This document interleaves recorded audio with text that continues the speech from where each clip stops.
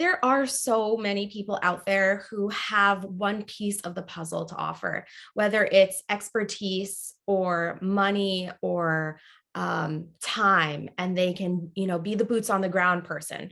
So I would just say, if you know what your forte is and you know what you can bring to a deal, focus on that and try to network with people who can fill in those other gaps for you. If you're not ready to do it on your own, look for somebody who has some experience. Or if you have really good knowledge, look for a money partner who has been wanting to get into Airbnb for years, but just doesn't have the know-how or the time or the skill set to do so. In this episode, you are going to hear from my friend Francesca Baglio. Francesca and I met last year in a mastermind, and she is putting together a course for women who want to be real estate investors, specifically women who want to own and operate Airbnbs. And she is such a wealth of information. It's something that I've wanted to do just because in my mind, I am every HGTV host.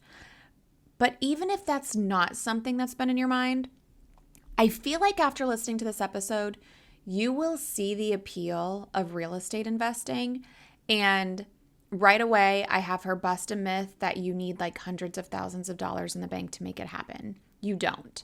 And I have seen personally from some Facebook groups that I'm in that there are a lot of people, middle-class people, maybe even living paycheck to paycheck, who are investing in real estate and making money doing it. So I hope you enjoy this episode with my friend Francesca. She gives some amazing advice. And then I also link to a lot in the show notes for this episode where you can learn more from her. And if you haven't already, make sure you check out my free masterclass. It's about an hour long. I'm sharing stuff that I have never shared before, and you can check that out at earnmedianow.com. I'm talking about how I got a startup on the Today Show. I will tell you about how I landed my TEDx talk without even pitching to do a TEDx talk.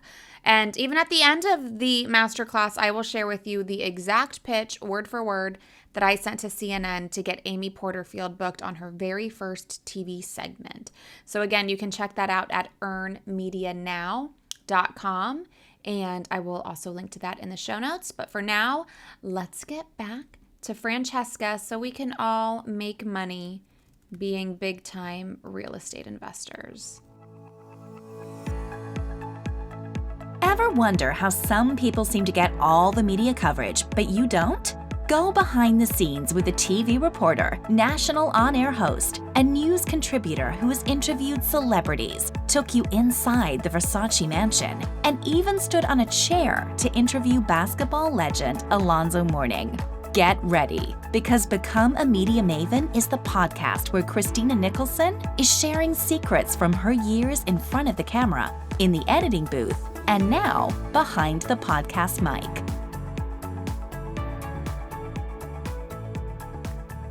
Francesca, I am so excited that you are here with me on Become a Media Maven. Thank you for having me. I'm so excited to get to hang out with you today. You know what? I saw an article the other day, and it was about how women, did you send it to me? Maybe you shared it and I took it from you. How women are earning men in Airbnb businesses. Isn't it incredible? Oh my, okay. How is that possible? Like, how is that happening? So most of the hosts in the industry are women. And it's just, women are just dominating, and it's such an awesome thing to see. I think the feminine touch that women bring to hosting is just something that is not as innate to some of the male species. And I think that women just have a real knack for doing these things, and not that guys can't. There are plenty of successful male hosts, but it's amazing to see women rocking the industry. I love that. And that's what you focus on. You're a real estate agent, you're an investor, and now you're teaching people how to do all of the things. I am one of those people. You are creating a course. Yes. And people can get some tips from you now. So like, before we get into it, where can people get those Airbnb tips from you? So you can find me on Instagram at its_Francesca_Baglio. I'm sure we can link that in the show notes here. Yeah. And then I also have a website called Invest Her Collective. So it's www.investhercollective.com. And you'll be able to find some info on the website. And then I'll also have my course launched hopefully within the next couple of months. And you'll be able to link up with the course there. I do have some free resources live there now as well. Okay, awesome. So I'll definitely link to that. Okay, before we get into Airbnbs, why Airbnbs and not long-term rentals? The profit margins that we're seeing on Airbnb are just insane compared to long-term rentals. So for some people, long-term rental is just a good fit. If you don't have time to dedicate to investing as much as you'd like to, or you're just not ready to scale and hire like a property manager or co-host, I can see why long-term would be a better fit for you. But I advise all of my clients and all of my friends and family to go for Airbnb if you can, and just figure out a way to make it work because, like I said, the margins are absolute insanity. Okay. You can easily make $100,000 on like a 3-bedroom home on Airbnb in just a year if you're doing things right. Okay. Break down some myths first and foremost, because I feel like I believe a lot of myths. Like in my mind, I need to have hundreds of thousands of dollars on hand to buy a house to be able to turn it into an Airbnb. And obviously that's not what people are doing. So what are people doing, and bust that myth? Because that's where when it comes to the money aspect of it all, it's a little scary, but I do know that investing in real estate is the way you get long-term wealth. Absolutely. So if you're buying in a really expensive market, of course, a down payment is going to seem very out of reach as an initial upfront investment. But what I do and what I advise all my clients to do is look for markets that might be an hour to 2 hours outside of your home market. And there are so many suburban and rural markets just an hour outside of metropolitan areas or other expensive neighborhoods where you can easily operate a really awesome business. So for example, if you live in New York City, where I do, and you need $1 million just to get in the door for a basic apartment, there are tons of places within an hour to 2 hours drive, whether it's New Jersey, Connecticut, upstate in the Catskills, where you can buy a property for $300,000, $400,000, and your down payment in that event is going to be much more affordable. On top of that, your upfront investment, there are ways to kind of mitigate costs. You can do Facebook Marketplace. You can buy lightly used furniture. You can also go to antique stores, which a lot of people are doing these days, and make a really cool rental with, maybe half antiques or a few antiques sprinkled in here and there. And that also saves a lot of money while also maintaining really cool historical character of a lot of places. Another option is to invest with partners. So you can invest, and actually a friend of ours, Christina, and I are partnering up on a deal right now. You are? Yeah. I saw her on Instagram talking about it. Yes. So we are looking into some upstate markets and also Connecticut. We've been driving all over the place this past week. And inventory is just crazy right now. It's at an all-time low. So you're having to basically drive up to listings the day of or the day after it's listed and make really aggressive offers, which, is just something that you're having to do right now. But like I said, if you're offering $10,000 or $20,000 over the ask price in a market where you're paying $300,000 or $400,000 for a property, chances are you are going to have an edge, and you'll make that money back within your first year easily of being in business. And something you're doing, because I'm following along on your Instagram, is you're doing a lot of the renovations and upkeep yourself in some of these homes. Yep. So we do love to do a mix of DIY and hiring out contractors for other projects. There are wood floors. We can't refinish wood floors. I'm sure if we wanted to, we could learn, but it's just not really something that we have time to do at this point in time. But we do things as much as we can when it comes to paint, installing cabinets and other kind of more approachable projects, if you will. So like I said, we do a nice combination. We love to put sweat equity into our properties, which is, when you do the work yourself and increase the value of the property. So yeah, we love to do a good mix of that. So it definitely saves us a lot of money. It's not always the most time effective approach, because you always end up taking a little bit longer to complete projects than you think you will. But like I said, we love having the sweat equity in the projects, and it brings a certain amount of pride to every project.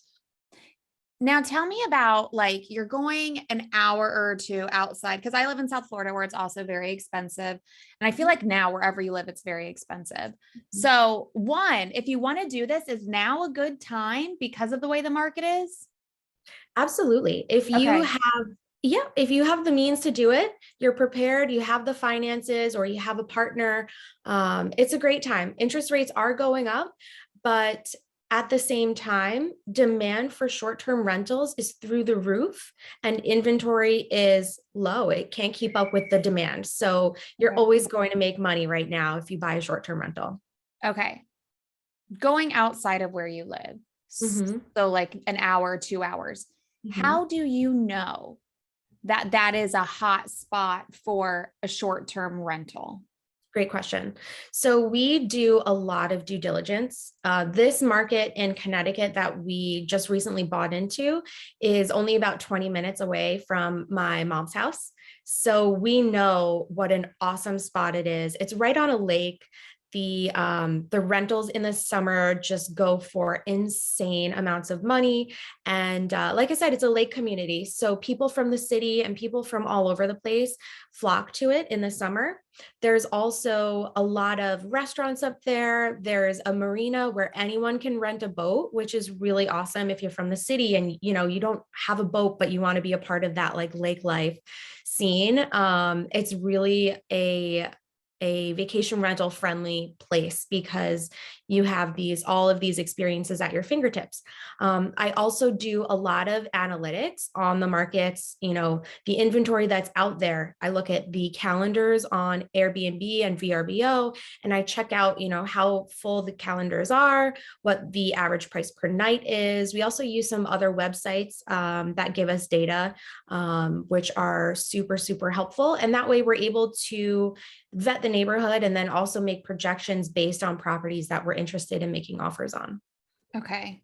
That I feel like would be the hardest part of this whole thing in my mind, just because I don't like numbers or math, but that's like a must, right? Like, is this step one for people? Yes. Yeah, I would say the first step is to analyze markets. If you don't have your eyes set on a market already, the first thing you would want to do is kind of do some research, maybe check out some Facebook forums on investing. And then once you figure out which area might be a good fit for you, something that's nearby your home, run some numbers. It's so important to underwrite your properties and project what you'll make. And when I'm underwriting potential investments, I always do 3 scenarios. So I use the data that I find online as like my middle ground. And then I also adjust the numbers for like a worst case scenario and then a best case scenario, because I like for all of my properties to be totally optimized and for my calendars to be as full as possible. So I would like to outperform the average data. So I run those numbers and I make sure I have all 3 scenarios in front of me. And even the worst case scenario, the numbers have to work before I make an offer on a property. Okay. That's good. You know what I would like? I would like that spreadsheet from you. You should turn Sure. that into a freebie, and we should get that on investorcollective.com because I feel like that is what everybody needs. I know you've shared some of yours with me, and it's like reading Chinese. Like, I'm so confused by it. Yeah. You said check out Facebook forums on investing. Are there any other resources you like? Like, you and I, we've talked about Bigger Pockets before. I have listened to an episode or 2 on the podcast. I've read the book. I was in the Facebook group and I left it. And I left it because I just felt like, one, people weren't so kind to newbies in the Oh, comments. And I feel like there was a lot of, I don't mind masculine energy, but there was a lot of, how do I say it nicely? Like, well, I'm not going to say it nicely. Like pervy things, like being posted and things in the comments where it's like, oh my God, do they not know women are in here? So besides Bigger Pockets, what other resources could we learn from before we take your course, of course?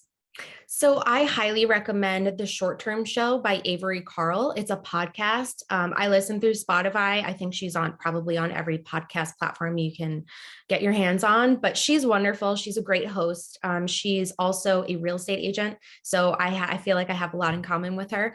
But she has great guests on the podcast all the time, and she covers a lot of different topics. So again, that's Avery Carl's podcast called The Short-Term Show. I also am in some females only investing groups on Facebook. I can send you links to those as well. But I learned so much from those forums, and any question that you have, you can pop it in there and ask away. Chances are a lot of the questions have already been answered. So you probably don't even need to. And a lot of times you can just search for a topic and it's more than likely going to be covered. And there are pictures and videos often to go along with the posts. So it's just an invaluable resource to me. Okay. So this is easy for you because you're a real estate agent. So you kind of like represent yourself in these situations, right? Yes, as often as possible. And that way we save ourselves the commission. Got it. So then what do people like me do who I'm not a real estate agent? I don't really have one. Like, what do we do in that situation? I would always recommend hooking up with a real estate agent who specializes in investing and short-term rentals. So Avery Carl is an example of a real estate agent in the Smoky Mountains who covers the area specifically for investor clients. There are agents in just about every market who do specialize in investing and often short-term rental investing. And it's become more and more popular. So in these markets, more and more agents are becoming experienced and qualified in advising on potential investment properties. So I would say, number one, you interview an agent who specializes in Airbnb or short-term rentals, and you pick their brain. You have an interview with them, ask them about their experience and ask them about the market, how different properties are performing within that market, and then kind of go from there. Okay. How do you find them? Because I feel like when it comes to real estate agents, like I'm in my local Facebook groups, like you post anything, you write the word house and a million of them are like on you, like it's insane. So how do you find the right ones that are niched in this industry? I would say through Facebook, these short-term, the female short-term rental investing forum is definitely by far the most helpful. And a lot of times these female real estate agents are members of the groups, but they also have other clients within the forum who have worked with them and can totally vet for them. Okay. Vouch for them. Yeah. Got it. Okay, good. So I have to do that. And I just have a couple of more questions, but I mean, I think this is super helpful. I think the biggest thing is the money mindset portion of it. Like, do you find that's the struggle for people? And by the way, I think it's totally on brand that we're hearing like housework being done in the background. Oh, thank you. Yes. So I definitely have a toddler at home. You may or may not hear him in the background there. But yes. I thought it was a drill. Oh yeah, let's go with that. That's on brand too. Oh my gosh. So yeah, that's definitely my toddler just wailing in the background. He's not alone, trust me. He's in good. I love it. But sorry, what was the question? The money mindset part of it. Oh yes. Yeah, so real estate is expensive. It's a big investment. Yeah. But you're never just throwing your money away when it comes to real estate. You've mentioned this lately on your Instagram, by the way. Yes. Break that down. Yeah. When you're investing in the stock market or investing in a new business venture or a company that sounds exciting, you're kind of like here's my money. And the rest is speculation. It might be a great idea or a great concept or a great prospect, whatever it is, but you really never know what's going to happen with your investment. When you invest in real estate, you have the collateral of a house or a property, an apartment, whatever it is. There's something very concrete about that investment. And you don't get that with other types of investing. So at the end of the day, if you buy a property for Airbnb investing and it doesn't work out because you realize the work is too much, it's not kind of your jam, or the market isn't, where you want it to be, or whatever, you have multiple exit strategies. So you can then pivot and long-term rent it, or you can sell it more than likely for a profit because the market is crazy these days. You can flip it, renovate it, force some additional equity into it, and then make an even larger profit margin. So yeah, you have tons of options. Okay. I like that. I think the only difference is, and maybe why it's easier Mm-hmm. for people to like invest in the stock market. Like usually it's like, oh, I'm putting a little bit of money away each month. And you Mm-hmm. can't buy a house like that. So Mm-hmm. is it safe to say like maybe spend some time putting a little bit of money away each month? And then Absolutely. when that reaches a certain amount, then just transfer that to investing in real estate. Absolutely. Okay. I like that. I like that. One last question, and then I'm going to let you just like say whatever else you need to say that I forgot to ask, because this is like totally out of my wheelhouse. So it's like, I don't know what I don't know. So I'm probably missing a Uh-huh. lot. No, Talk to no. me about two things. And this is why I was like, oh, short-term rentals seem like so much more work than long-term rentals, because aren't you still having to worry about internet and electricity and water and all of that stuff? But with long-term rentals, that responsibility goes to someone else. So I guess it's all kind of under the maintenance umbrella, not just like with utilities and stuff and furnishing the place and buying the TVs and everything, but that's part of the maintenance. So there's that kind of maintenance, and then just the other maintenance of people getting in and out and making sure they leave you a nice review online, things like that. How do you manage all of that? Because that can be a lot of work. That's a very loaded question. So I'm going to try to Yes. unpack that piece by piece. So yeah, regarding like utilities and the monthly maintenance, those are all things that can be set up. You can automate as much as you want to. A lot of times what I recommend, if you do want to scale beyond one or two properties, you hire a property manager or a co-host who can take some of these things off your plate if you just don't really want to deal with them. You can save yourself money by dealing with them directly, but that's an option to hire out. The guest communication is another thing that can be outsourced if you want to. So it doesn't have to feel like another job. There are a lot of co-hosts who will do this for you for a fee. I generally see a 10 to 15 or 20% co-host fee or property management fee for this. But yeah, all of these things can kind of be packaged up and you can take them on and deal with them if you want to in the beginning. I always recommend kind of trying it out in the beginning, and then you can switch over to property management after a couple months, or, whatever ends up working out for you. But automation is definitely a really helpful thing when it comes to scaling. And then as far as, oh gosh, what was the rest of the question? I don't know, because it was so loaded. Um, I know. I think you answered it though. I think you touched on both things. Another okay. tip you gave me once was make your Airbnb Instagrammable, which, hey, maybe this is also why women succeed more than men, because Yeah. we know what the word Instagrammable means. Yeah, so there are a bajillion short-term rentals out there. And I think a lot of times that scares people off and they think I just like couldn't compete because there's so many options out there. But if you brand yourself and brand your property and make it stand out on Instagram and through all of these different platforms and mediums, you're going to do well and you're going to outperform the competition. Your calendar is going to be booked solid, and your average nightly rate is going to be much higher. And therefore, your revenue and take home will blow the competition out of the water. I love it. Okay. I'm going to break down 12 things that you have said, 12 tips for people who are interested in this. And then Sure. you add any more that maybe we need to visit. And this is like just scratching the surface. So I want to invite everybody to go visit investhercollective.com. It will be in the show notes. She has a course coming out. I am going to be like the first one to buy it. So you have to tell me first before you launch it.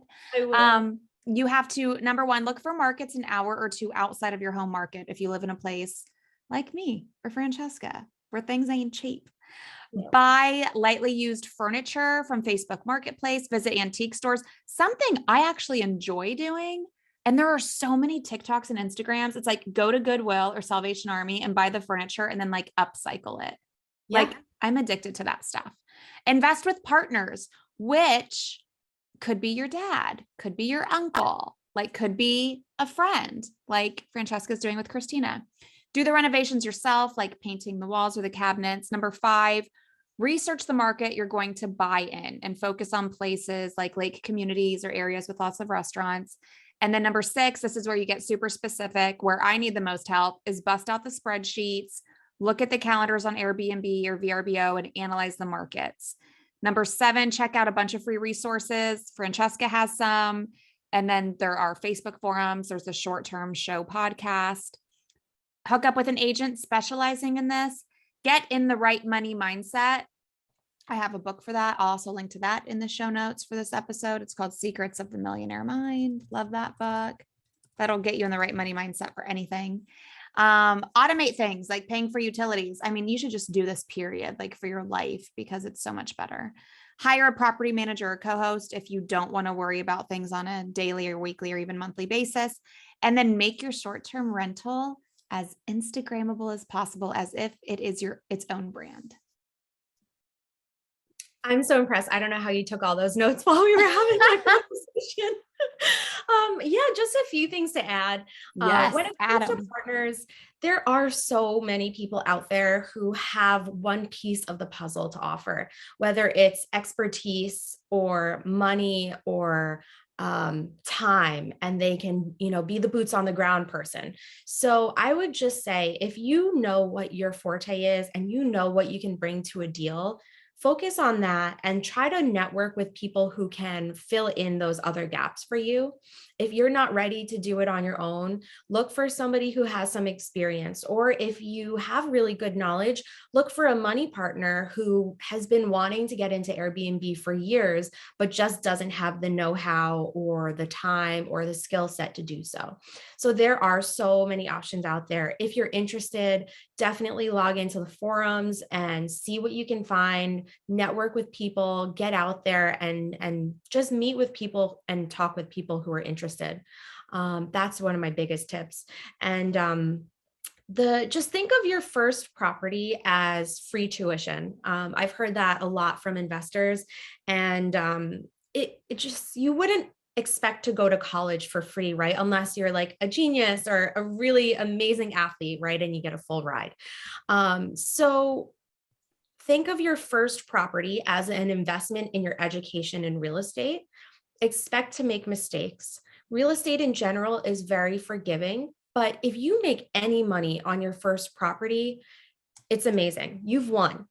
And then you can just take what you've learned on your first investment and reapply that, figure out your systems, and just rinse and repeat on property after property.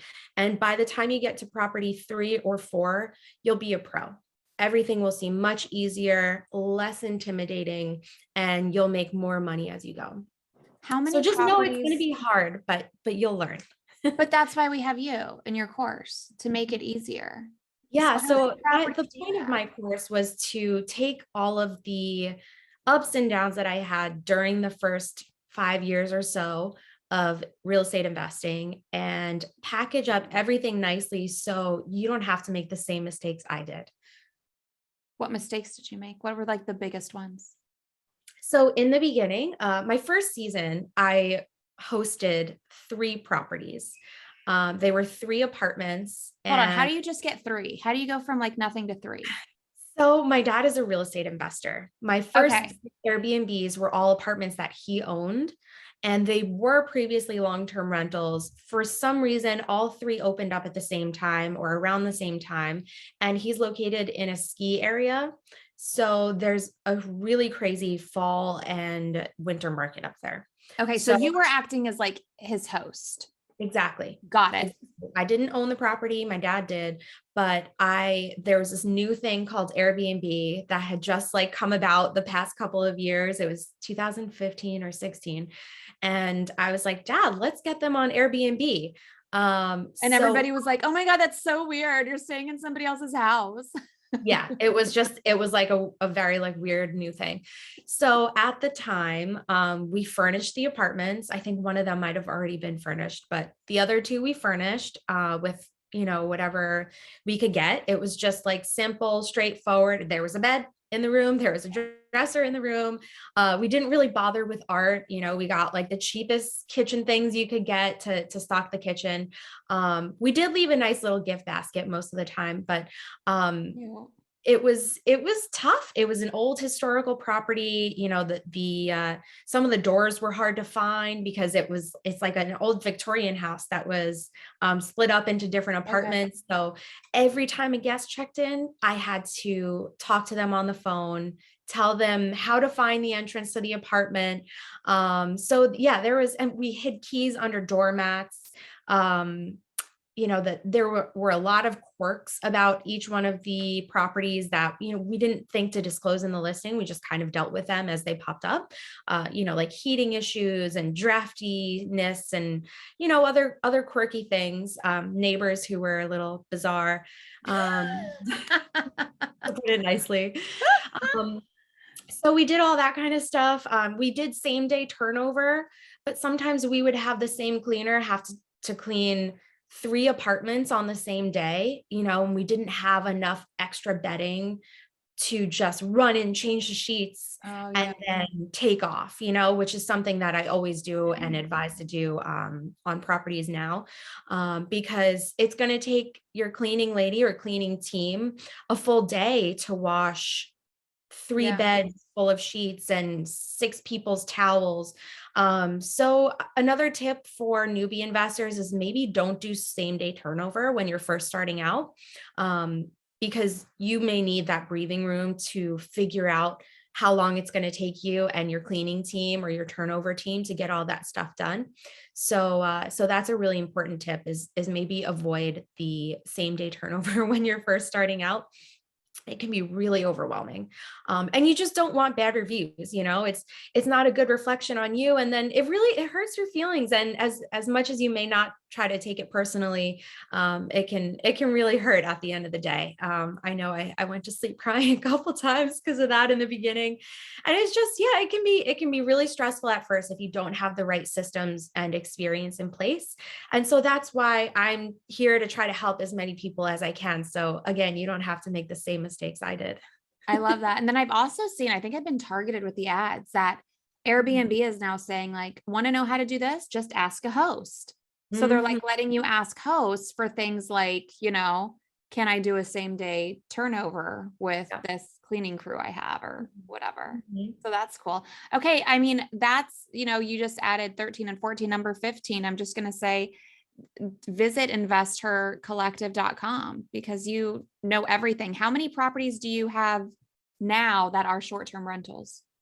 So currently we have one that's about to go live next month. So in April, and that's it. We just recently converted all of our short terms into long terms because inventory is insane in certain markets. So those were all in the Catskills. So now they are long-term rentals because it just was a better fit for our business model at this point in time.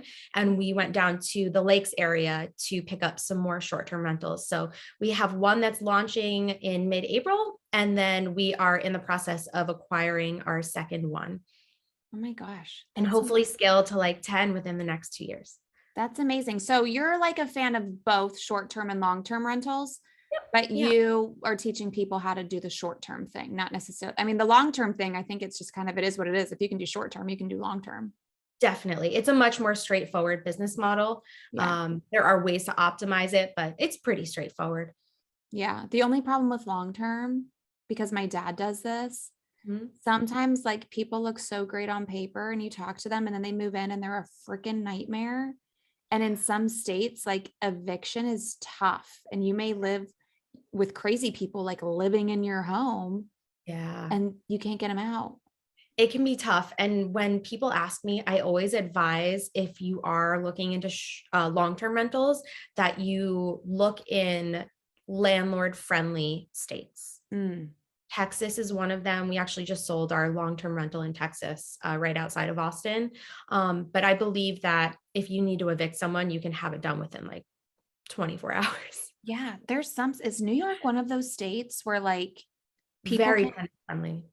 oh my gosh, like I've heard stories where tenants like stay in a Squat. house without squatters. Yes. Yeah. They squat for decades and Yeah. like they can't get out and they Yep. know like the law is in their favor.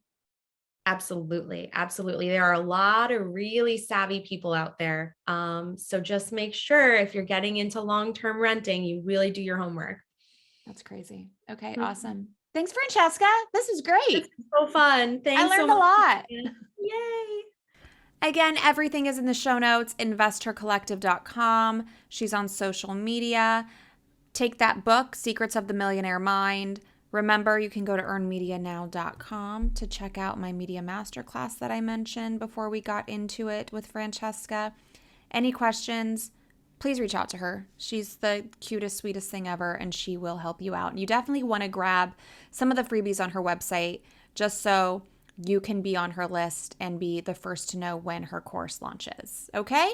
That is it for now. I hope you enjoyed this episode, and I hope you join me next week where I'm super excited about this one. I am chatting with an influencer, a food blogger to be specific, who worked in healthcare and she got so fed up with all of the craziness that was COVID-19 that she left healthcare and now she is a food blogger and influencer full time. You're going to hear from her in the next episode of Become a Media Maven.